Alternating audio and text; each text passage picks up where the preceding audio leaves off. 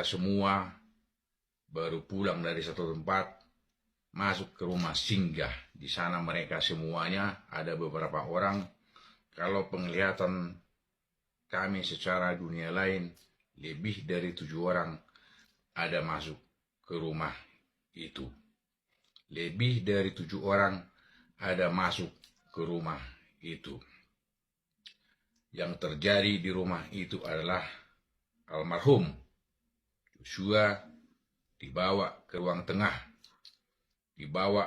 tengah. Ya. Terus disuruh 2 orang memegang lengan tangan dan lengan kirinya.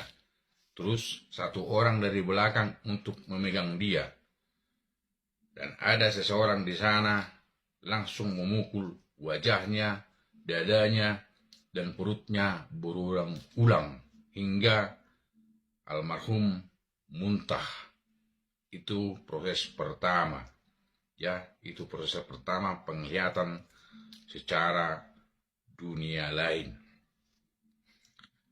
Karena ada seorang wanita mendengar keributan di ruang tengah yang kondisi sedang tidur, keluar dari kamar, padahal dia sudah melihat sebenarnya apa yang terjadi di sana, hingga seorang yang disegani di sana langsung menyuruh wanita tersebut ke kamar dan langsung menutupnya di kamar.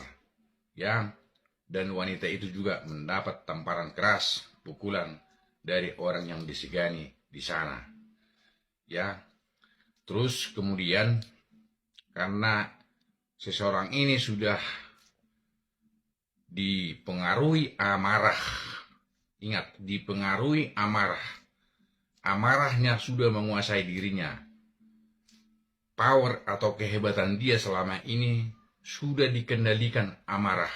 Ya, ingat, sudah dikendalikan amarah. Amarah yang menjadi mempengaruhi dia. Ya, kemudian dia mengambil sebilah pisau seperti pisau rambu. Ya, karena saking dia belum puasnya, dia melakukan penyayatan dari belakang kuping sampai ke leher hingga mengucurkan darah segar si almarhum. Ya, mengeluarkan darah segar si almarhum. Terus menunjang lagi kakinya, ditunjang, punggungnya dipukuli hingga dia tersungkur ke lantai.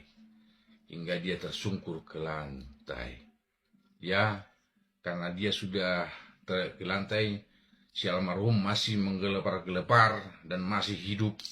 Melihat itu amarahnya bertambah, kurang puas, ibarat seorang psikopat. Ya, dia langsung membelah dada sampai ke perut hingga mengeluarkan isi perutnya dan jantungnya. Seolah dia puas mengeluarkan isi perutnya dan jantungnya. Ya, terus sebelum tadi dia mengeluarkan isi jantungnya, dia mengambil tang, mencoba memutuskan jari kelingkingnya dengan tang. Itulah sedikit alat-alat yang dilakukan saat proses pembunuhan almarhum Joshua Huta Barat. Ya, itu pun dia di saat masih perutnya keluar. Ya, dia belum mati total karena dia masih bergerak-gerak. Ya, almarhum karena punya kekuatan, dia selalu manggil, Tuhan selamatkan aku, Tuhan selamatkan aku, Yesus selamatkan aku. Dia sampai lama meninggal.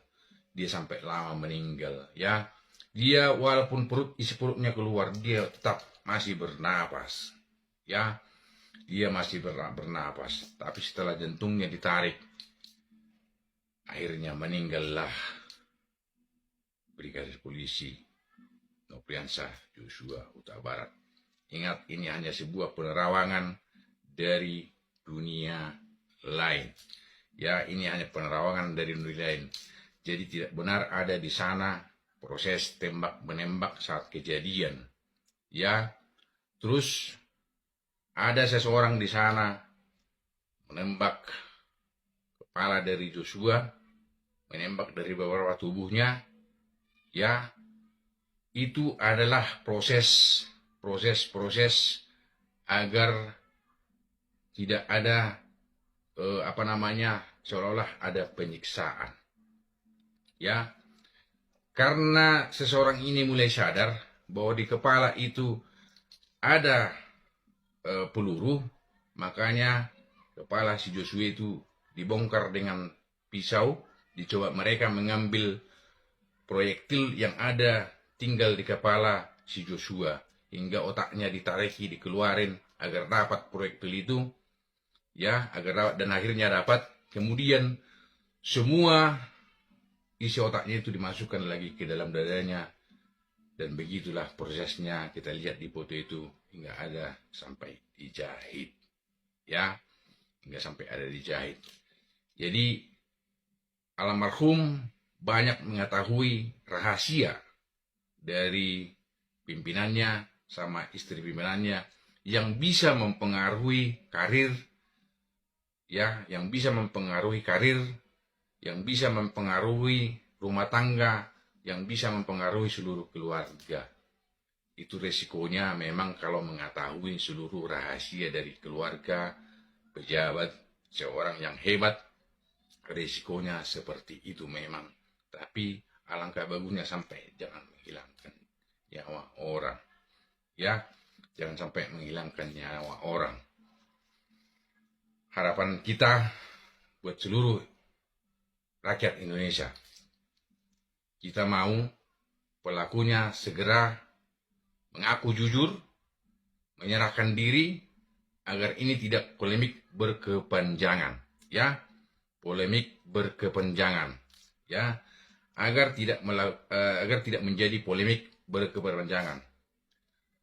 Indikasi kenapa ini bisa terjadi, penglihatan dari dunia lain itu ada dua, ya, penglihatan dari dunia lain itu dua. Kenapa ini bisa terjadi? Ya, pertama, yang pimpinannya laki-laki ada mungkin hubungannya sama yang lain, wanita lain, diketahui dia, ya. Terus yang perempuan juga membalas kelakuan dari suaminya, karena istrinya ini adalah punya ajudan dan mengetahui semuanya juga, tapi tidak dilapor kepada pimpinannya, menjadi bumerang, ya, menjadi bumerang jadinya. Kenapa tidak bisa kau jaga istri saya? Kau yang kuserahkan menjaga istri saya, tapi tidak bisa.